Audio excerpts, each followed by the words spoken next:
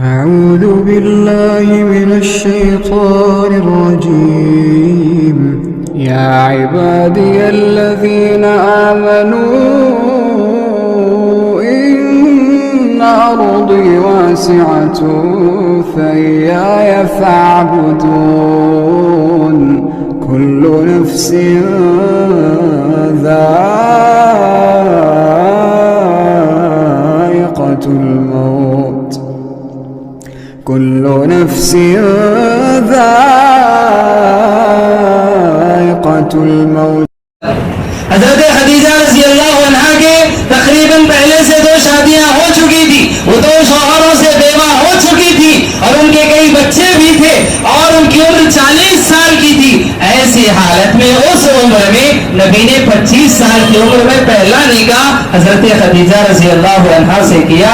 آپ اندازہ لگائیں کیا ایسا انسان شہوت پرست ہو سکتا ہے؟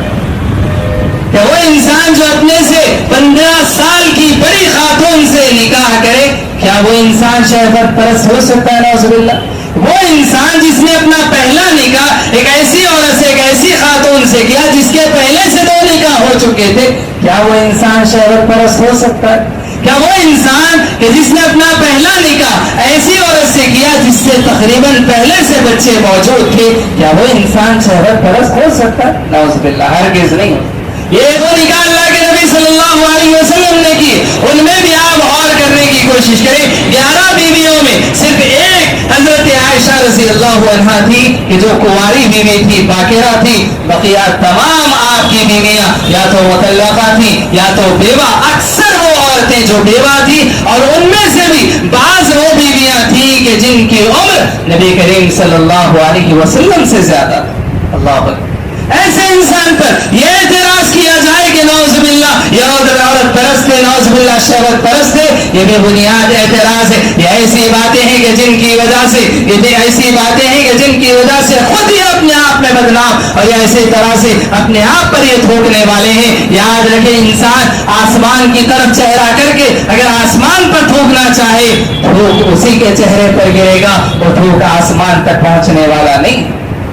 نبی کریم صلی اللہ علیہ وسلم کی ازدواجی زندگی سے ہے جس پر اعتراضات کیے جا رہے ہیں، شبہات، اور اسی طرح سے نبی کریم صلی اللہ علیہ وسلم کی شخصیت کو داغدار بنانے کی کوشش کی جا رہی ہے.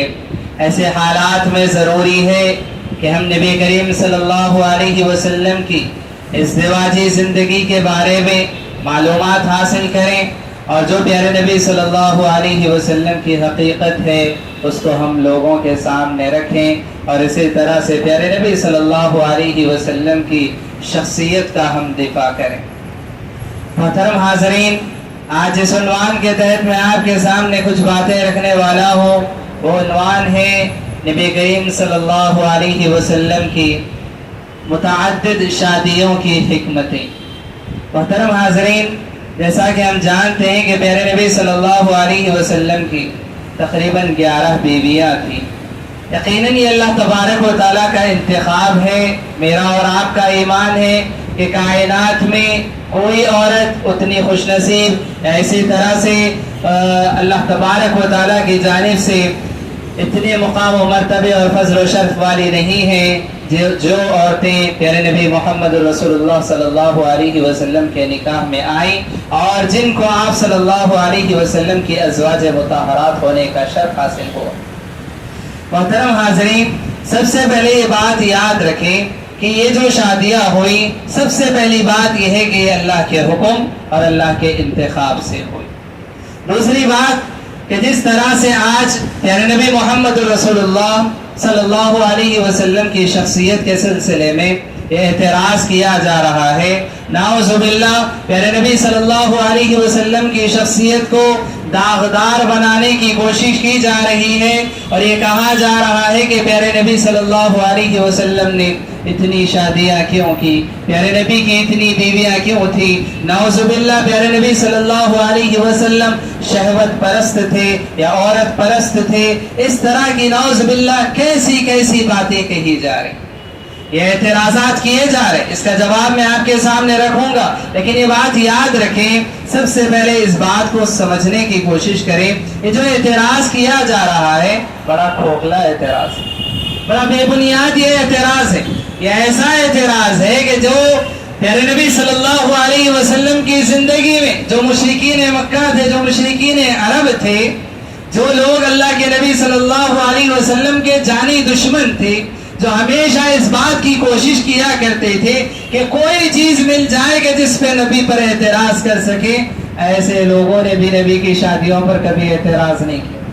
کیوں؟ یہ بے بنیاد ہے، یہ اعتراض ہے، یہ کھوکھلا اعتراض ہے، اس اعتراض کی کوئی حقیقت ہی نہیں۔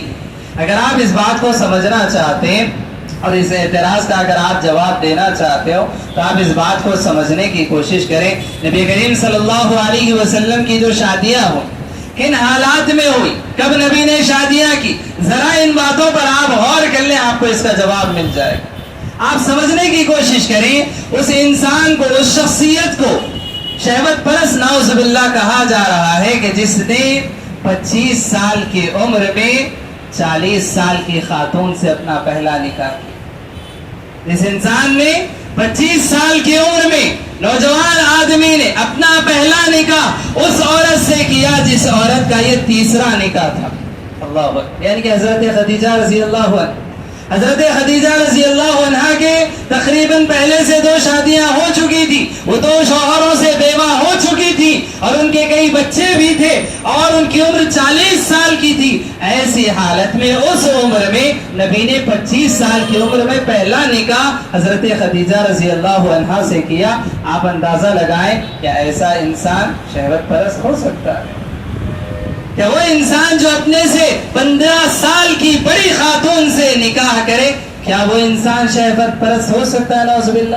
وہ انسان جس نے اپنا پہلا نکاح ایک ایسی عورت سے، ایک ایسی خاتون سے کیا جس کے پہلے سے 2 نکاح ہو چکے تھے، کیا وہ انسان شہوت پرست ہو سکتا ہے؟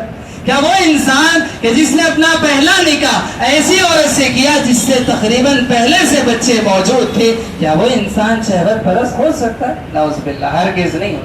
یہ اعتراض ہے، بنیاد ہے، یہ کھوکھلا اعتراض ہے۔ اور اس کے بعد آپ دیکھیں کہ نبی کریم صلی اللہ علیہ وسلم کے سلسلے میں جو بات بتائی جا رہی، دوسری بات آپ سمجھنے کی کوشش کریں، اللہ کے نبی صلی اللہ علیہ وسلم نے یہ تمام شادیاں نبی نے کب کی؟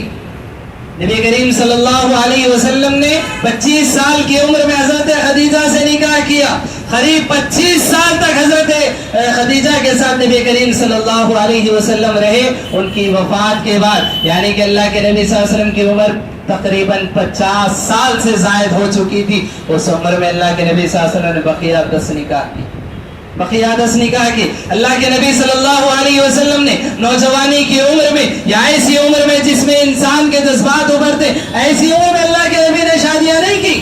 اللہ کے نبی صلی اللہ علیہ وسلم نے 50 سال کی عمر کے بعد اللہ کے نبی صلی اللہ علیہ وسلم نے دیگر ازواج مطہرات سے شادیاں کی۔ تو کیا ایسا انسان شہوت پرست ہو سکتا ہے؟ نعوذ باللہ، ہرگز نہیں۔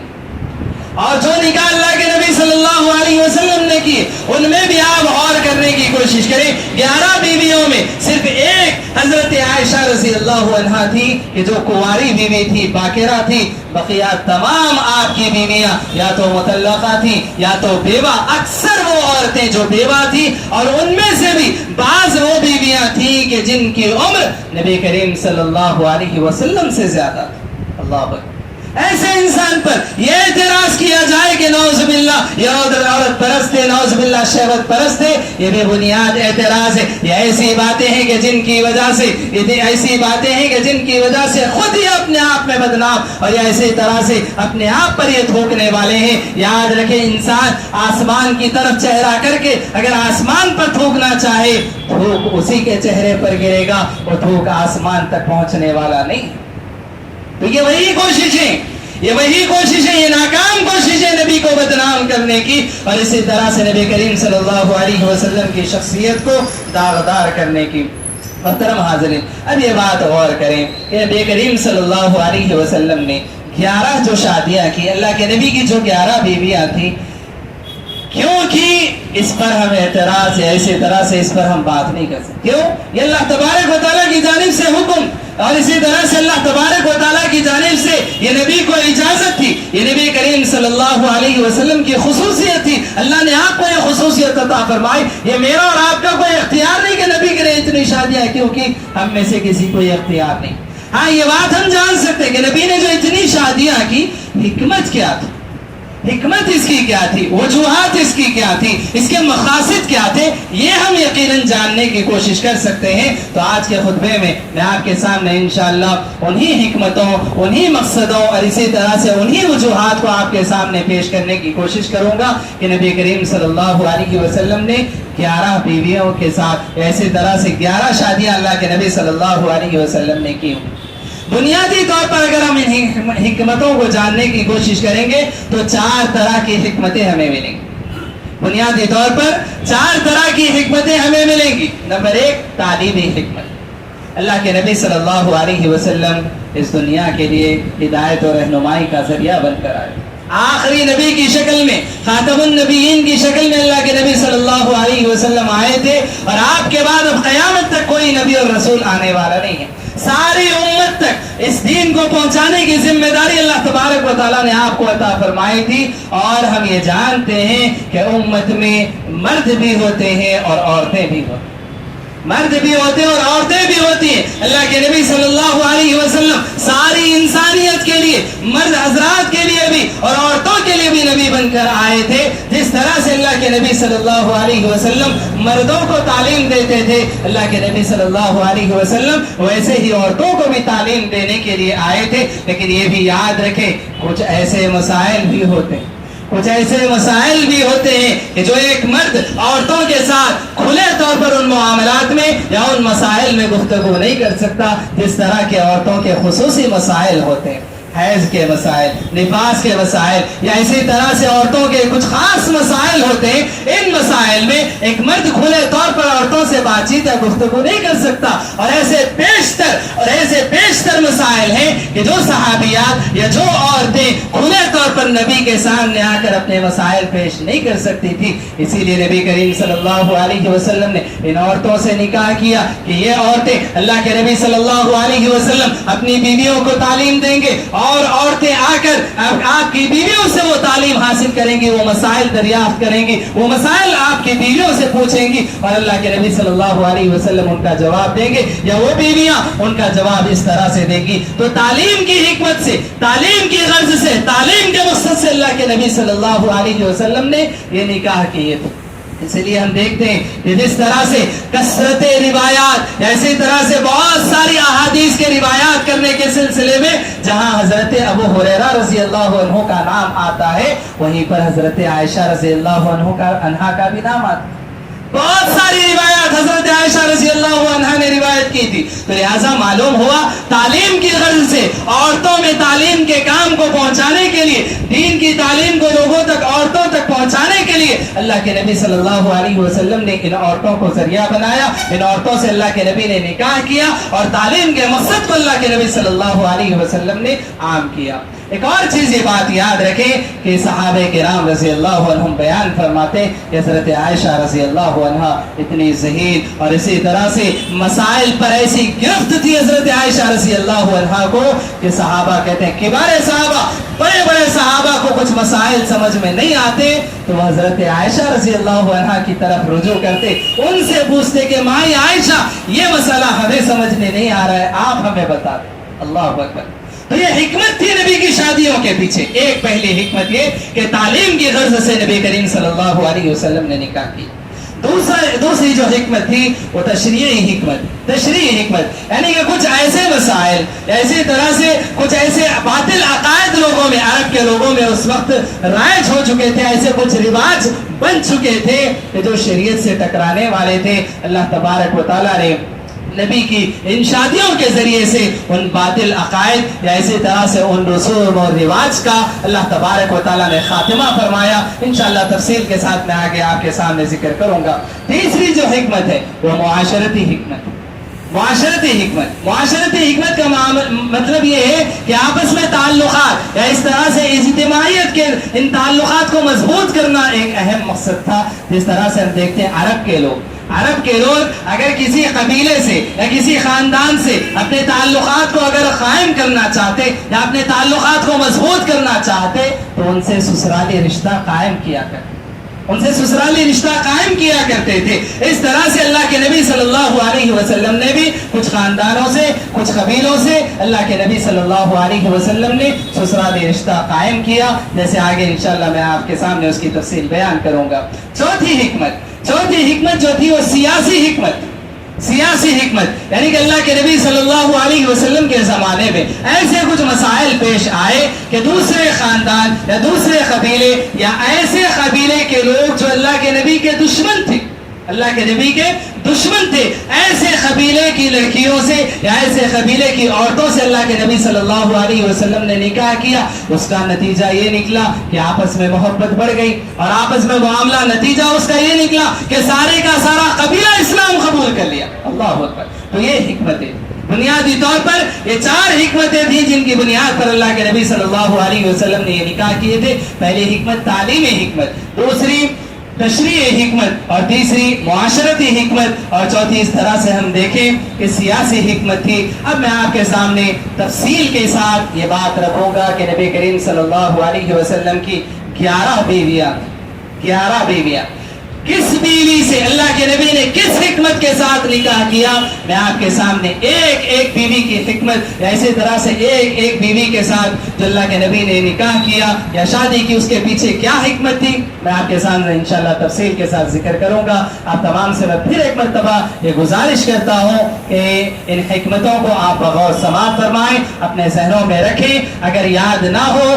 تو پھر الحمدللہ اللہ تبارک و تعالیٰ کے فضل و کرم سے یہ جو معلومات بتائی جا رہی ہیں، کیمرے میں قید کی جا رہی ہیں، آپ تمام اسے بار بار دیکھ سکتے ہیں اور ان حکمتوں کو جان کر لوگوں کے سامنے بھی ان حکمتوں کو پیش کر سکتے ہیں کہ نبی نے یہ شادیاں کیوں کی، ان کے پیچھے کیا حکمت تھی، کیا مقصد تھا، کن وجوہات کی بنا پر اللہ کے نبی صلی اللہ علیہ وسلم نے یہ شادیاں کی۔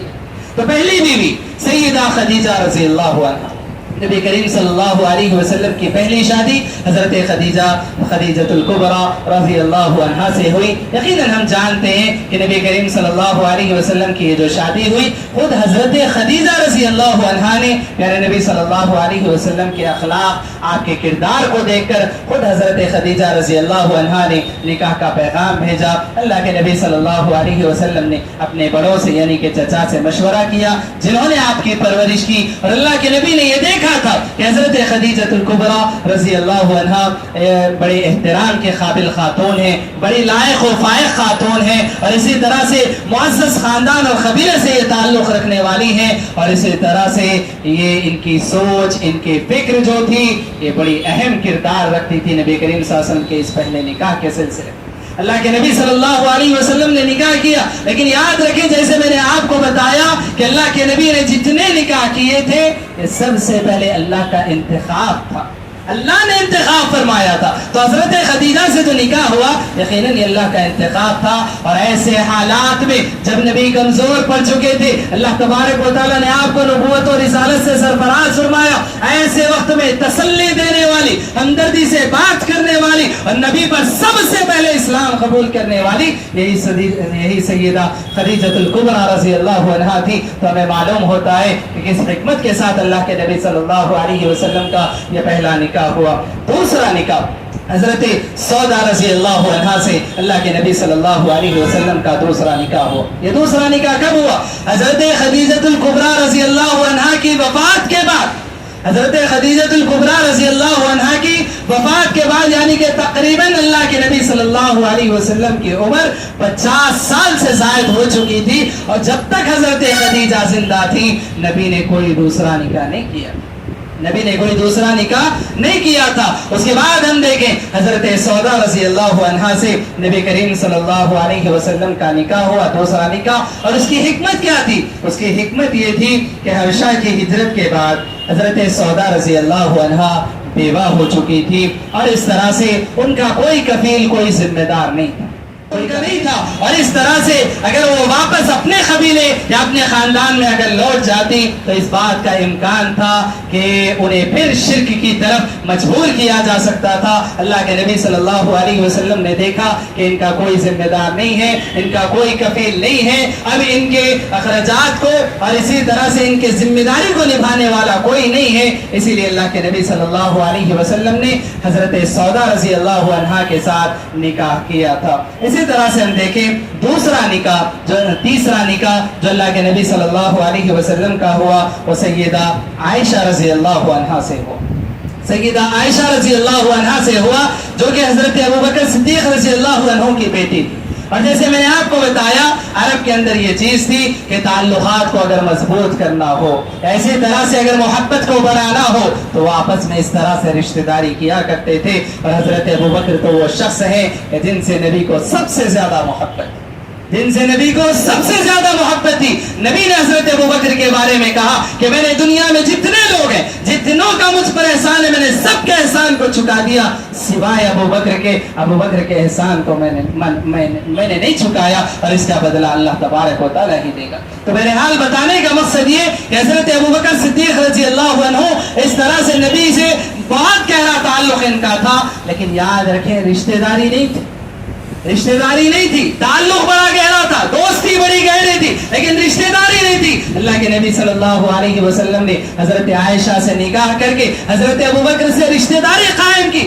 اپنے تعلق کو اور مضبوط کیا, اپنے تعلق کو رشتہ داری میں بدل دیا. اور اس طرح سے حضرت عائشہ رضی اللہ عنہا سے نبی کریم صلی اللہ علیہ وسلم نے نکاح کیا تھا. اور اسی طرح سے حکمت ہم یقیناً جانتے ہیں کہ تعلیمی حکمت تھی کہ ان عورتوں کے ذریعے سے جو اللہ کے نبی نے نکاح کیا تھا, ان عورتوں نے, ان ازواج مطہرات نے امت کی اور عورتوں کو, دیگر عورتوں کو تعلیم دی, جس میں حضرت عائشہ رضی اللہ عنہا کا سر فہرست نام آتا ہے. اور اسی طرح سے ہم دیکھیں ان کے بعد اللہ کے نبی صلی اللہ علیہ وسلم نے جو چوتھا نکاح کیا وہ حضرت حفصہ رضی اللہ عنہا سے. حضرت حفصہ رضی اللہ عنہا. حضرت حفصہ کون ہے؟ حضرت حفصہ رضی اللہ عنہا حضرت عمر بن الخطاب کی بیٹی ہیں. حضرت عمر بن الخطاب رضی اللہ عنہ کی بیٹی ہے, جن سے اللہ کے نبی کی دوستی بڑی گہری تھی, دوستی بڑی گہری تھی, تعلقات بڑے گہرے تھے, لیکن رشتہ داری قائم نہیں تھی. اللہ کے نبی صلی اللہ علیہ وسلم نے دیکھا حضرت حفصہ رضی اللہ عنہا کے جو شوہر تھے وہ غزوہ بدر میں شہید ہو چکے تھے اور حضرت حفصہ رضی اللہ عنہا بیوہ ہو چکی تھی. حضرت عمر بن الخطاب رضی اللہ عنہ نے اپنی بیٹی کے سلسلے میں فکر مند ہوئے, حضرت عثمان کے سامنے انہوں نے رشتہ پیش کیا. حضرت عثمان نے کہا کہ نہیں مجھے ضرورت نہیں ہے. پھر حضرت ابوبکر کے سامنے رشتہ پیش کیا, حضرت ابوبکر صدیق رضی اللہ عنہ خاموش رہے. پھر اللہ کے نبی صلی اللہ علیہ وسلم نے عمر بن الخطاب رضی اللہ عنہ سے حضرت حفصہ رضی اللہ عنہ کے سلسلے میں نکاح کا پیغام بھیجا, اور اس طرح سے حضرت حفصہ سے پیارے نبی صلی اللہ علیہ وسلم کا نکاح. مقصد کیا تھا؟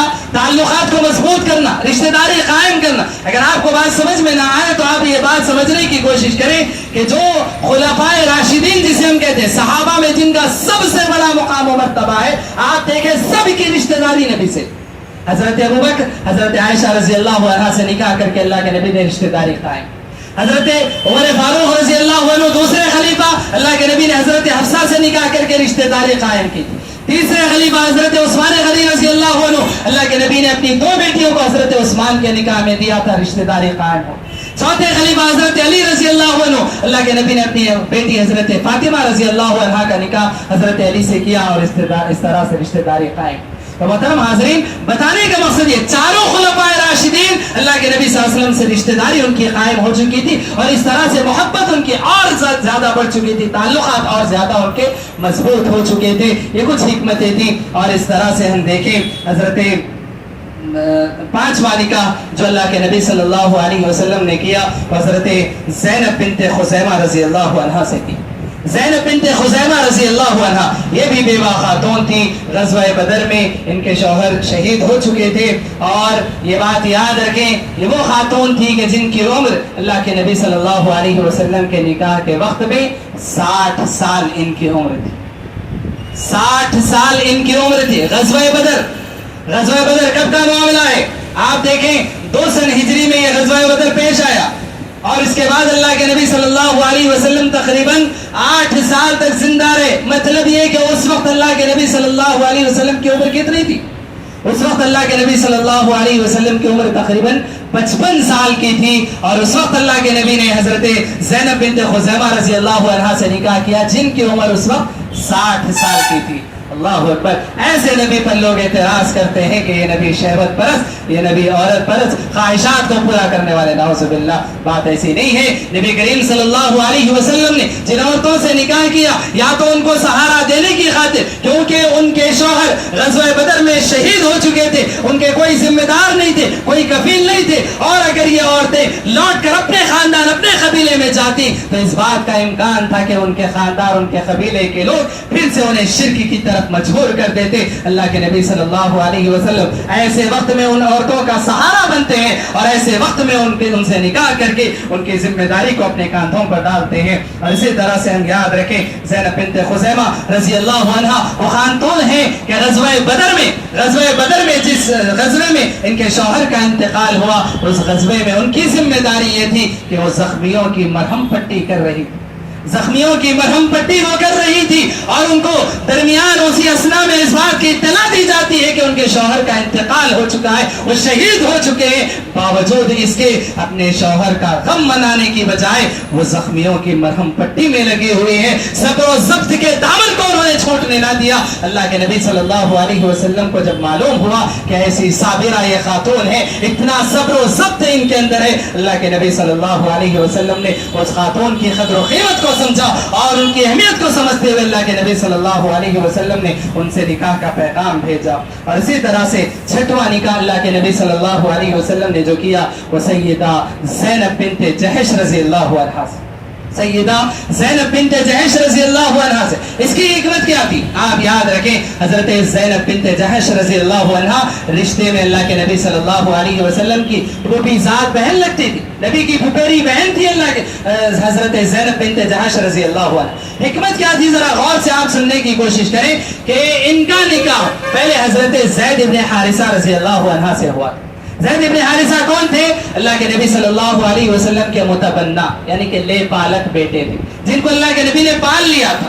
اور لوگ یہ کہنے لگے تھے کہ زید بن محمد, اللہ کے نبی صلی اللہ علیہ وسلم کی طرف نسبت کرتے ہوئے زید کو نبی کا یہ بیٹا انہوں نے قرار دے دیا, زید بن محمد کہنے لگے. اللہ کی جانب سے وہی آئی, اللہ تبارک و تعالیٰ نے کہا کہ نہیں, نبی کسی تم میں سے کسی مرد کے والد نہیں ہے. اور اس طرح سے اللہ تبارک و تعالیٰ نے اس بات کا حکم دیا کہ جو جس کی اولاد ہے اسی کی طرف اس کی نسبت کی جائے, محمد کی طرف نسبت نہ کی جائے. یہ زید بن حارثہ ہے تو حارثہ کی طرف ان کی نسبت ہو اور زید بن حارثہ کہا جائے. اس کے بعد ان کو زید بن حارثہ کہا جانے لگا. بہرحال نبی نے ان کی پرورش کی, نبی نے انہیں پالا اور پال پوس کر جب بڑا کیا. اور زینب بنت جحش یہ بھی نبی کریم صلی اللہ علیہ وسلم کی پھوپھیری بہن تھی اور اللہ کے نبی صلی اللہ علیہ وسلم کی آنکھوں کے سامنے ان کی پرورش ہوئی. نبی صلی اللہ علیہ وسلم نے کوشش کی اور دونوں کا اللہ کے نبی نے نکاح کرا دیا.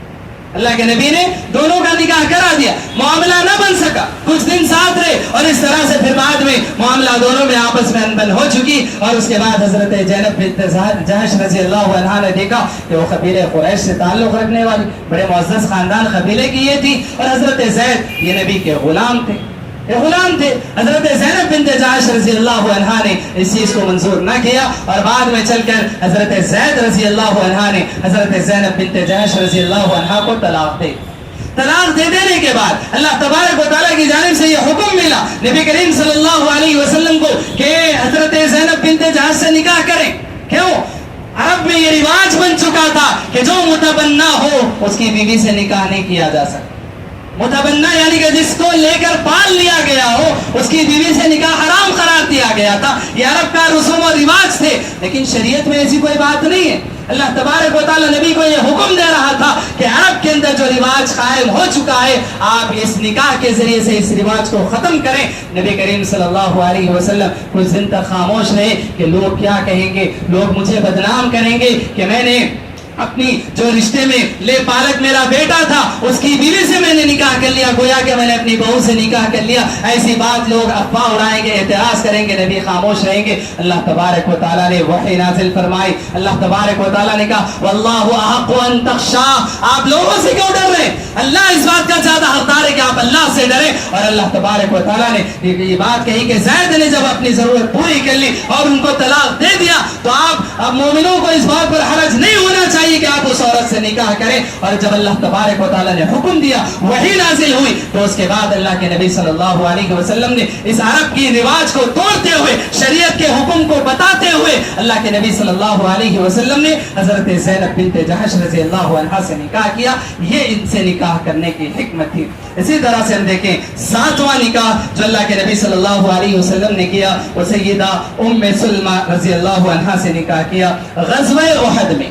غزوہ احد میں اسلامی تاریخ کی جو دوسری جنگ تھی، بڑی مشہور جنگ غزوہ احد میں، ان کے شوہر شہید ہو چکے تھے اور اس طرح سے وہ بیوہ ہو چکی تھی اور ان کے بچے یتیم ہو چکے تھے. ان کے بچوں کا کوئی سہارا نہیں تھا اور یہ اس طرح سے بیوہ ہو چکی تھی اور ان کی عمر بھی زیادہ تھی. اور ایسے موقع پر اللہ کے نبی صلی اللہ علیہ وسلم نے ان کے سامنے نکاح کا پیغام بھیجا. جب نکاح کا پیغام بھیجا گیا تو انہوں نے اپنی غیرت کو محسوس کرتے ہوئے یہ کہا کہ میرے بچے بھی ہیں اور میری عمر بھی زیادہ ہے، اب میں نکاح کرنا نہیں چاہتی. لیکن اللہ کے نبی صلی اللہ علیہ وسلم نے پھر سے اس بات کا حکم دیا کہ جو تمہارے بچے ہیں میں انہیں اپنے بچوں کی طرح دیکھوں گا اور میں تمہیں سہارا دوں گا اور میں تمہارا سہارا بنوں گا. اس طرح سے اللہ کے نبی صلی اللہ علیہ وسلم نے ان سے نکاح کا پیغام بھیجا اور اس طرح سے ان کی کفالت اور اسی طرح سے ان کی ذمہ داری اٹھاتے ہوئے انہیں سہارا دیتے ہوئے اللہ کے نبی صلی اللہ علیہ وسلم نے ان سے نکاح کیا.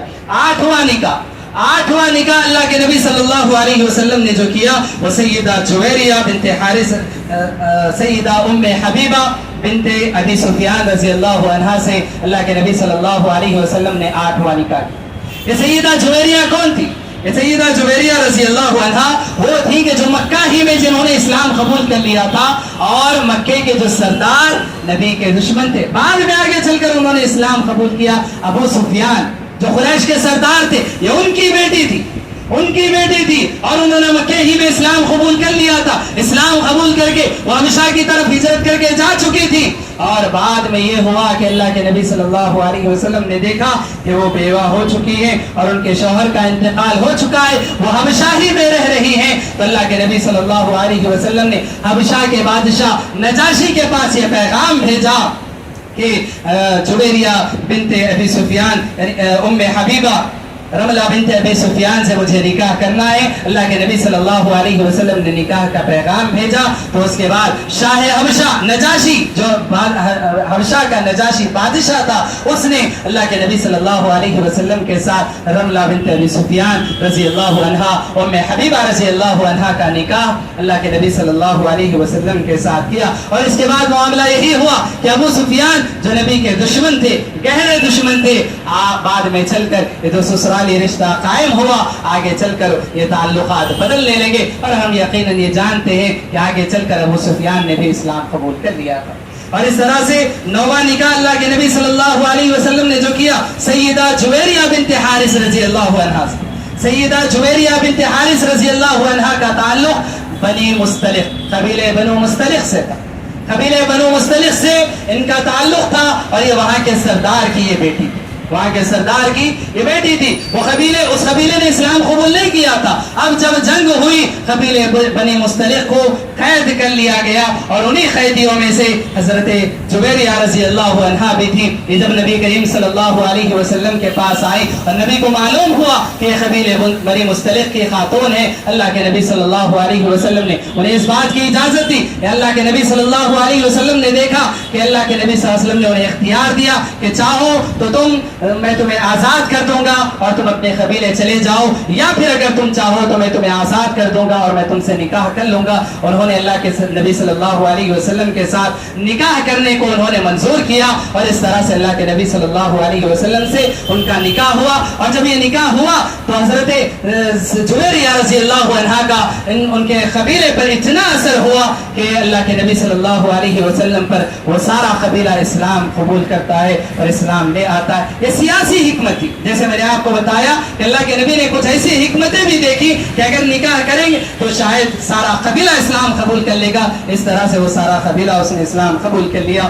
10واں نکاح اللہ کے نبی صلی اللہ علیہ وسلم نے جو کیا سیدہ صفیہ بنت حیی ابن اخطب رضی اللہ عنہا سے اللہ کے نبی صلی اللہ علیہ وسلم نے نکاح کیا. معاملہ یہی ہے غزوہ خیبر میں یہ بیوہ ہو چکی تھی اور اس طرح سے قیدی بن کر یہ آئی تھی. غزوہ خیبر یعنی کہ یہود سے ان کا تعلق تھا, یہودی قبیلے سے یہ تعلق رکھنے والی تھی. بنو قریظہ کی یہ سردار تھی. اللہ کے نبی کا جو دشمن قبیلہ تھا یہود, ان سے یہ تعلق رکھنے والی اس کی سردار تھی.